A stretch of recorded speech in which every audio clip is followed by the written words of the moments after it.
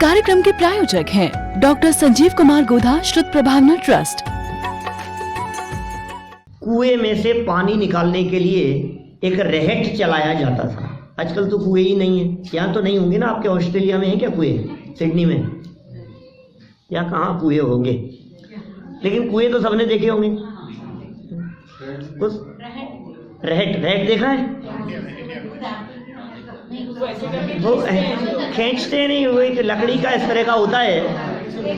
उसमें क्या होता है, रस्सी बंधी हुई होती है जिसके माध्यम से नीचे बर्तन लगे रहते हैं। नीचे वो पानी में जाते हैं, वो भर करके लेकर के आते हैं। तो एक घूम करके आता है, उसको खाली करते हैं। जब तक वो खाली होता है तब तक और आ जाता है। जब तक इससे फ्री होते हैं तब तक वो आ जाता है। तो पैर से चलने वाला एक लकड़ी का इस तरह का कुछ एक यंत्र जैसा होता है कुएं से पानी निकालने के लिए, उसे रहट कहते हैं। तो वो उस जमाने का उदाहरण है। 1400-1500 साल पुराना एग्जाम्पल है। इनको थोड़ी ना पता था कुएं खत्म हो जाएंगे। रहट ही समझ में नहीं आएगा। देखिए क्या कह रहे हैं, उसके समान पदिका इव क्या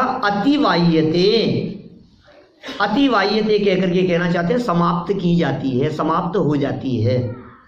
क्या समाप्त हो जाती है? उसका आवर्त, एक विपत्ति समाप्त हो जाती है।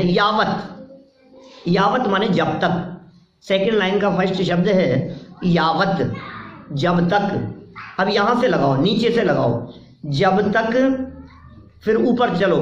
जब तक एक विपत्ति, भव माने संसार में, पदावर्ते पैर से चलने वाले, आवर्त माने वो, आवर्त माने घूमने वाले, और पदिका इव अतिवाह्यते समाप्त होती है इस संसार में।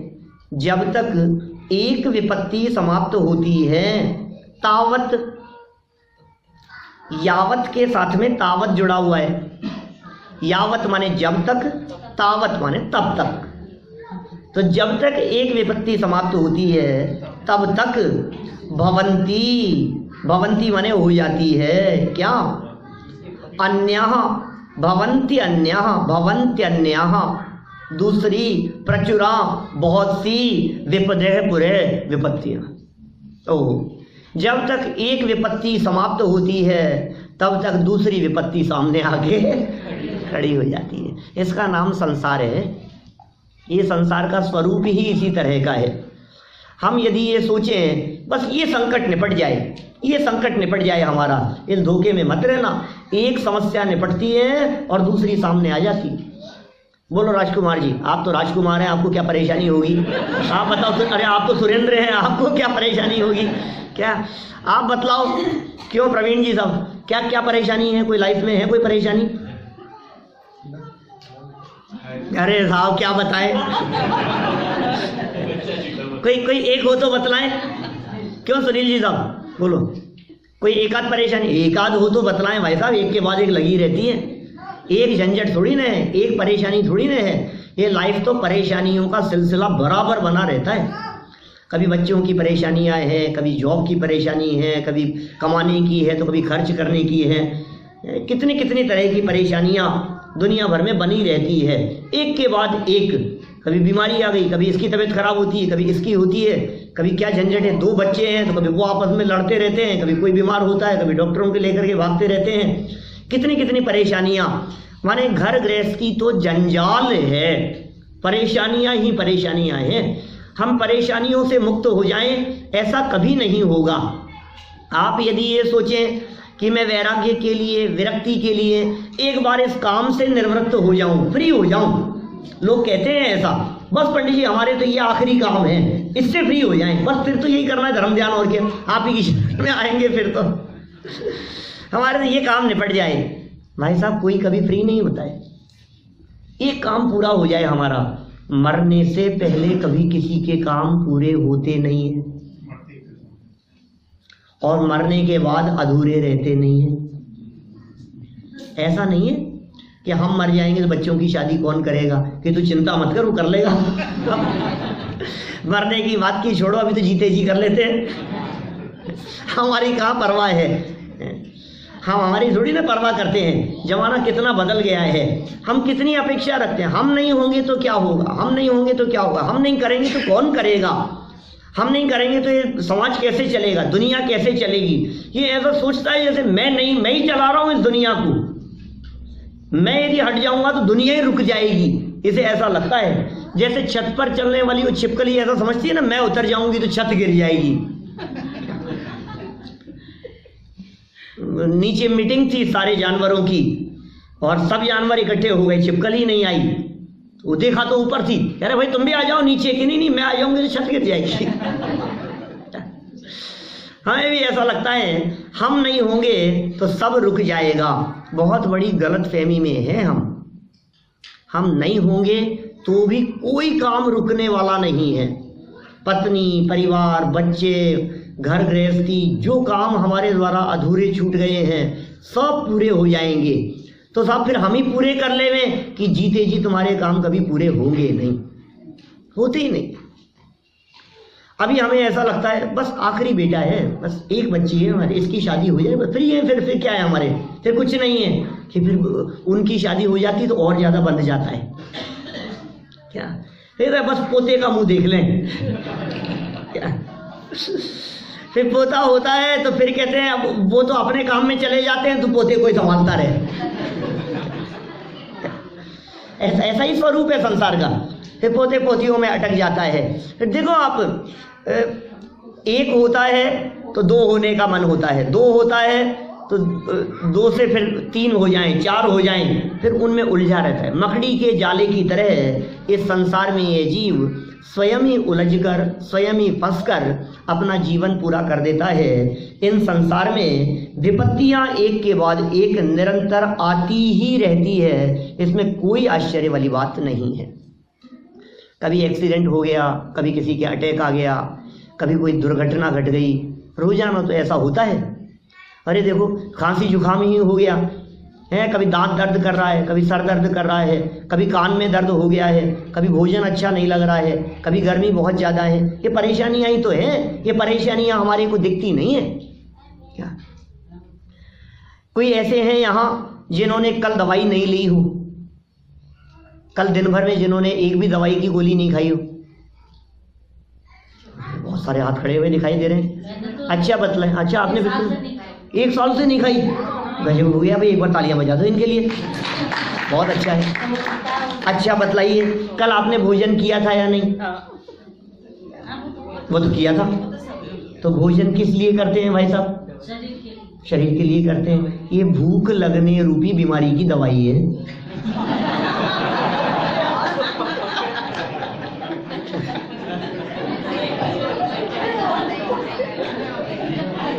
आपको लगता है आपने कोई दवाई नहीं खाई? अरे खाई क्यों थी ये बताओ ना। भोजन किया क्यों था आखिर आपने? क्या ये बीमारी है? क्षुधा रोग विनाशनाय नैवेद्यम निर्वपाम, ये रोग है भाई साहब, ये रोग ही नहीं लगता है क्या। रोज तो अर्घ्य चढ़ाते हैं पूजन करते समय, क्षुधा रोग विनाशनाय, क्षुधा रोग विनाशनाय। ये क्षुधा रोग है, ये जन्म जरा मरण का रोग लगा हुआ है, ये भूख प्यास की बीमारी लगी हुई है। आपने एसी चलाया था या नहीं? कि चलाया था तो गर्मी का रोग लग रहा था इसलिए एसी चलाया था। ये सब रोग के उपचार हैं, ये बीमारी नहीं लगती है हमारे को क्या। सन्निपात का रोगी होता है ना, जैसे माइंड से होश नहीं है इसको कुछ भी, ये बीमारी जैसी नहीं लग रही है, ये तकलीफ नहीं दिखाई दे रही है हमारे को। लेकिन भाई साहब इस संसार दशा में विपत्तियां ना हो, रोग ना हो, एक रोग मिटे और दूसरा रोग, कितनी तरह की टेंशन है, कितनी तरह के झंझटें हैं, कितनी तरह की परेशानियां हैं। कभी शारीरिक है, कभी मानसिक है, कभी और कुछ है, कुछ ना कुछ चलता रहता है। इसलिए कहा सुनो भाई, तुम ये सोच रहे थे, तुमने ये कहा था कि संसार दशा में रहते हुए कोई उपाय नहीं हो सकता है क्या? हम क्या बताएं, तुम ही देखो अपनी लाइफ के बारे में। जो संसार विषय सुख हो तो तीर्थंकर क्यों त्यागे। ये संसार में सुख होता तो मुनि क्यों बनते, त्याग क्यों किया जाता, दीक्षा क्यों ली जाती। वास्तव में घर गृहस्थी में रहते हुए कोई सुखी नहीं होता, दीक्षा लेने पर मुनिराज ही सुखी होते। अरे हमारे आचार्य कुंद स्वामी प्रवचनसार ग्रंथ चरणानुयोग सूचक चूलिका की पहली गाथा 200 नंबर गाथा में लिखते हैं, 201 नंबर गाथा। वो क्या कहते हैं वहां, हे जीव यदि तू दुखों से मुक्त होना चाहता है तो परिवज्जतु सामन्नम यदि इच्छति दुख परिमुखम। बहुत सुंदर मंगलाचरण किया वहां। एवं परणीय सिद्धे जिनवर वसे पुणो पुणो समणे परिवज्जतु सामन्नम यदि इच्छति दुख परिमुखम। हे जीव यदि तू दुखों से मुक्त होना चाहता है तो मुनिव्रत अंगीकार कर। बोलो कितना सुंदर लिखा है उन्होंने। मुनि बन जा, परिवज्जतु अंगीकार कर, सामान्यम मुनि अवस्था को अंगीकार कर, यदि इच्छति दुख परिमुखम यदि तू दुखों से मुक्त होना चाहता है। तो एक ही उपाय है। अरे साहब क्या कर रहे हो आप, मैंने तो पहले ही कही थी इनको सब एक दूसरे की तरफ, जो जिसको लाया होगा ना यहाँ मैंने पहले ही कही थी सारी गृहस्थ की चौपट हो जाएगी। कहाँ जा रहे हो, कौन से शिविर में जा रहे हो, सब छुड़ा देंगे। और कोई व्यक्ति ज्यादा जाने लग जाए तो ऐसे लगता है बाबा जी बन जाएगा, सब छोड़ देगा। अरे भाई सुनो, रास्ता तो त्याग का ही है। हम आज सब छोड़ने के लिए नहीं कह रहे हैं। जो लोग इस धर्म के मार्ग पर लगते हैं उनकी गृहस्थ की चौपट नहीं होती, अपितु जब तक गृहस्थी में रहते हैं तब तक गृहस्थी और अधिक व्यवस्थित होती है। क्या व्यवस्थित होती है, झगड़े नहीं होते, विवाद नहीं होते, आपस में एक दूसरे की टांग खींचने का काम नहीं होता, क्योंकि सहजता जीवन में आती। जब तक गृहस्थ दशा में है परम सुखी तो हो नहीं सकता है। उसके लिए तो त्याग संयम और साधना का ही मार्ग है। उसके लिए तो बाहर निकलने की क्या कहें, अंदर में आने का मार्ग है। जब अंदर में आता है तो बाहर में ये सब भी छूटते हैं। चलो इतनी बात कह देने के बाद फिर शिष्य एक बात कहता है। ये कहता है कि साहब ये सारी विपत्तियों की बात तो आपने कह दी, दुनिया में कोई ऐसा भी तो होंगे लोग जिनके पास में विपत्तियां नहीं है, संपत्ति बहुत है। भाई विपत्तियों में तो सब परेशान हैं, लेकिन संपत्ति में तो सुखी हैं। तो संपत्ति जिनके पास में है वे संपत्ति में सुखी रहने वाले लोग भी दुनिया में हैं ना। तो कहा भाई सुनो, जिनके पास में संपत्ति है, जो संपत्ति वाले लोग हैं, एक बार उनकी भी थोड़ी बहुत चर्चा सुनी ही लो। फिर अब बात आ गई है तो उनकी भी चर्चा कर ही लेते हैं। देखिए 13 नंबर का श्लोक, आगे बढ़ते हैं हम लोग। दुरर्जेना सुरक्षेण दुरर्जेना सुरक्षेण नश्वरेण धनादिना स्वस्थं मन्यो जनः कोपि स्वस्थं मन्यो जनः कोपि ज्वरवानिव सर्पिषा ज्वरवानिव सर्पिषा। धन की स्थिति देखो, संपत्ति की स्थिति तो देखो क्या है। आपको ऐसा लगता है कि संपत्ति है तो सुख है। भाई साहब जिनके पास बहुत संपत्ति है उनके नजदीक जाकर के देखो तो पता लगेगा। दूर के ढोल सुहावने, दूर से ही देख देख करके अच्छे लगते हैं, नजदीक जाकर के देखो तो जिनके पास संपत्ति है। रवि भाई खूब संपत्ति है आपके पास? नहीं यार हो सकती है, उसमें क्या है, गलत पूछ लिया तो आप बतला दो पंकज भाई। नहीं आप रवि भाई से ही उन्हीं से पूछे। अरे भाई साहब क्या बतलाएं, क्यों आप तो बहुत सुखी होंगे ना। अरे हमारी हम ही जानते हैं। क्या कितनी भी संपत्ति हो, संपत्ति होना अलग बात है, और संपत्ति इकट्ठी करने में ये कह रहे हैं दुरर्जन, दुर्अर्जन, अर्जित करना। अर्जित करना कहते हैं कमाना, इकट्ठा करना, जोड़ना, जैसे कहते हैं अर्जित। दुर्अर्जन माने कठिनाई से जिसे इकट्ठा किया हो, कठिनाई से जिसे कमाया हो। धन कमाना आसान काम नहीं है। जब आपके बच्चे शोरूम पर जाकर क्रेडिट कार्ड देकर और दिल खोल कर खर्च करते हैं, तो आप कहते हो बेटा कमाओगे तो पता लगेगा। क्या आप ऐसा नहीं कहते?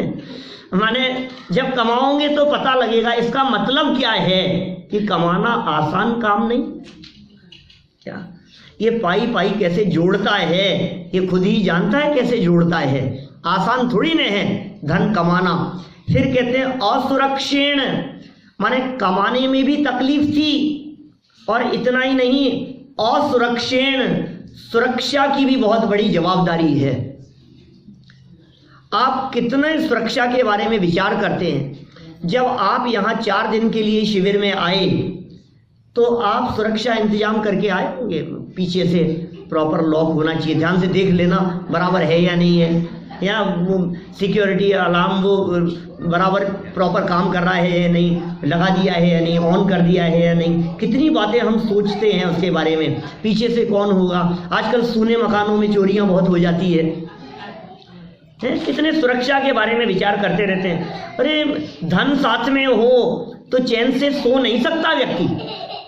क्या रातों की नींद उड़ जाती है जिसके पास में धन हो, जिसके पास में धन ना हो वो व्यक्ति चैन की नींद सोता है, उसको एक तकलीफ है, माने धन नहीं होना ये एक तकलीफ है, और धन जिनके पास में होता है वो दूसरी तकलीफ है।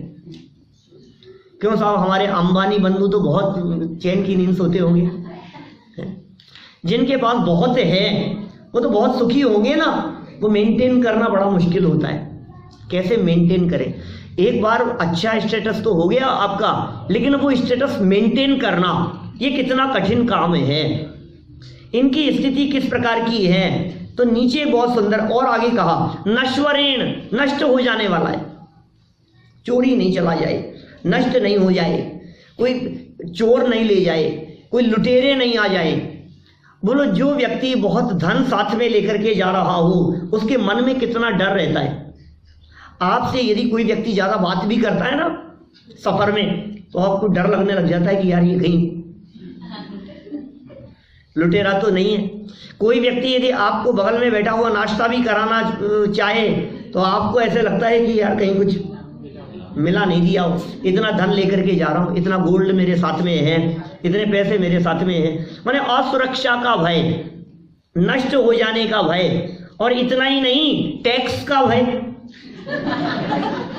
क्या इसीलिए तो एक की जगह 2 नंबर की सोचता रहता है। क्या और फिर 2 नंबर तो ठीक, फिर 3 नंबर की चिंता बहुत रहती है अंत समय में। क्यों भैया, ऐसा नहीं? क्यों बाबूजी, सही कह रहा हूँ? 3 नंबर नहीं पता। 3 नहीं पता आपको? अरे यार क्या बात कर रहे हो आप। 3 नहीं मालूम? आपके यहाँ नहीं होता है क्या कनाडा में? कनाडा नहीं, कहाँ ऑस्ट्रेलिया में है ना अपन तो। यहाँ नहीं होता है क्या? एक ही नंबर पता है, 1 या 2? ये 2 वाले देखो।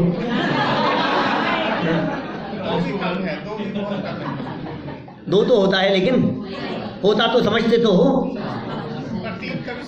3 नहीं सुना कभी आपने?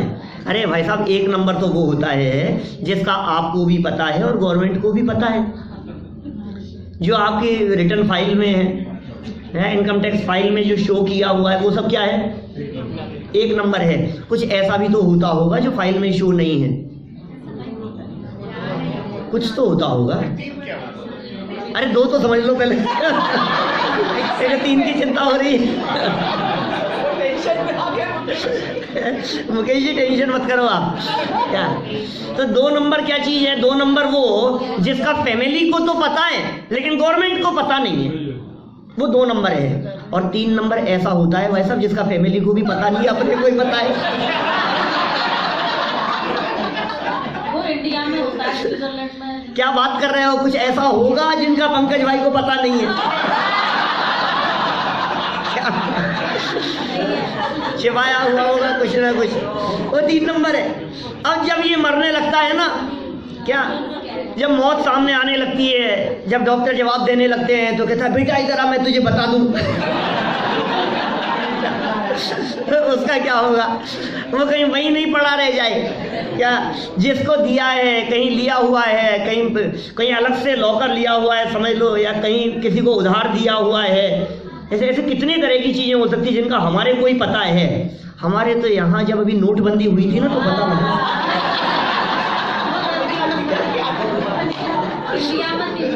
निकल निकल करके सामने आया, ये कहाँ से आ गया? अभी सुबह ही तो मांगे थे तुमसे, तब तो कहा मेरे पास तो नहीं है। अभी ये कहाँ से आ गए?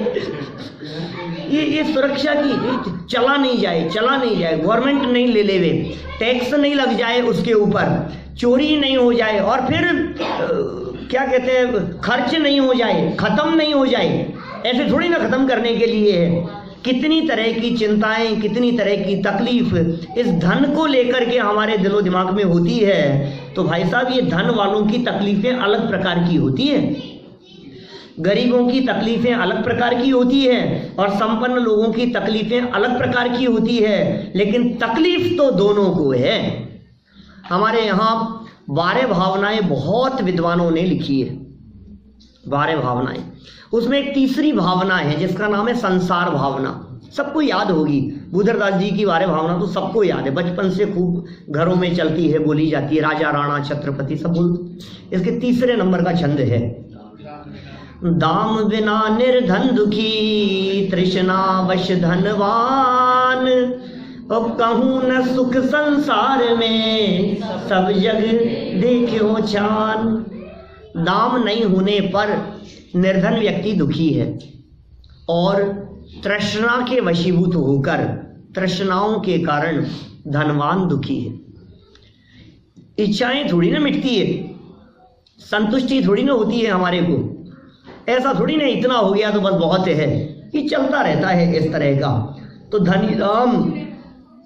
धनादीनाम नश्वरेण, फिर भी कोई व्यक्ति, सेकंड लाइन में क्या कहते हैं, फिर भी कोई व्यक्ति स्वस्थम मन्यो, स्वस्थ मानता है।